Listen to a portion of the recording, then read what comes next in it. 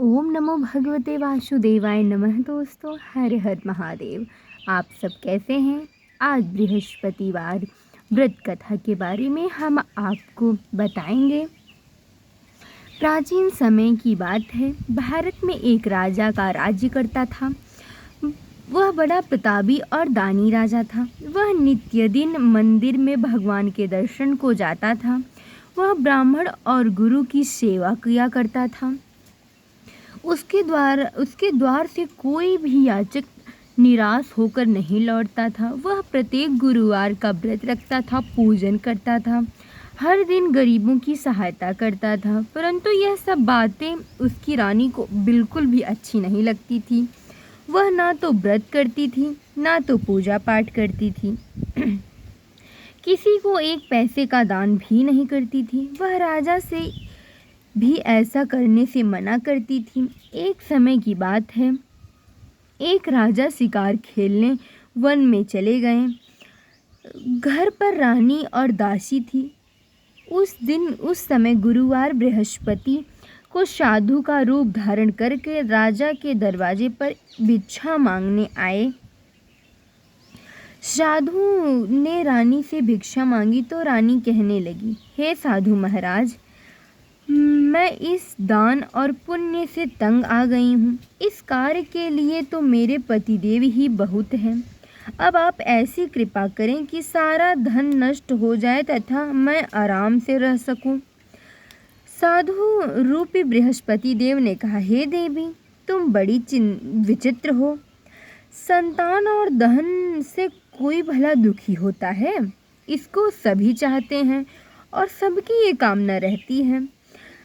पापी भी पुत्र और धन की इच्छा करता है।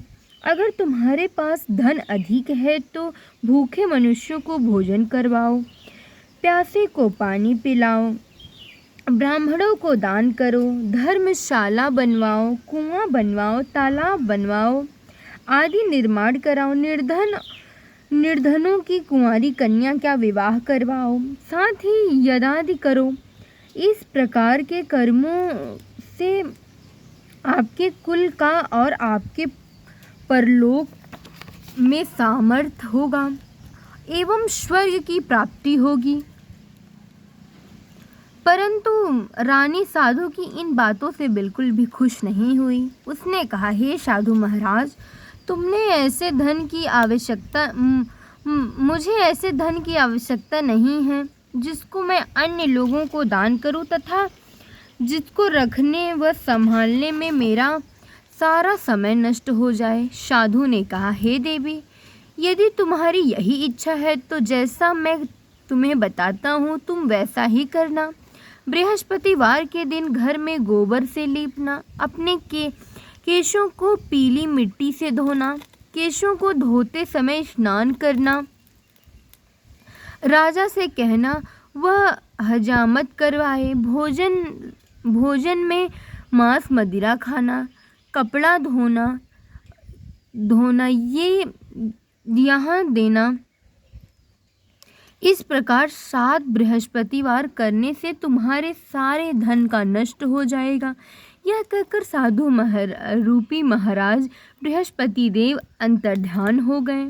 रानी ने साधु के कहने अनुसार 7 बृहस्पतिवार तक ऐसा करने का विचार किया। साधु ने के बताए अनुसार कार्य करने लगी। केवल 3 बृहस्पतिवार बीते ही थे कि उसकी समस्त धन संपत्ति नष्ट हो गई। भोजन के लिए दोनों समय परिवार तरसने लगे। सांसारिक भोगों से दुखी रहने लगा। तब राजा रानी से कहा, हे रानी, तुम यहाँ पर रहो, मैं अब परदेश जा रहा हूँ। वहाँ कोई काम धंधा करूँगा, शायद हमारा भाग्य बदल जाए। ऐसा कहकर राजा परदेश चला गया। वह वहाँ जंगल में से लकड़ी काट कर लाता और शहर में बेचकर अपना जीवन व्यतीत करने लगा। इधर राजा के बिना रानी और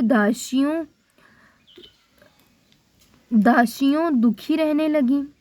किसी दिन भोजन मिलता तो किसी दिन जल पीकर ही रहना पड़ता।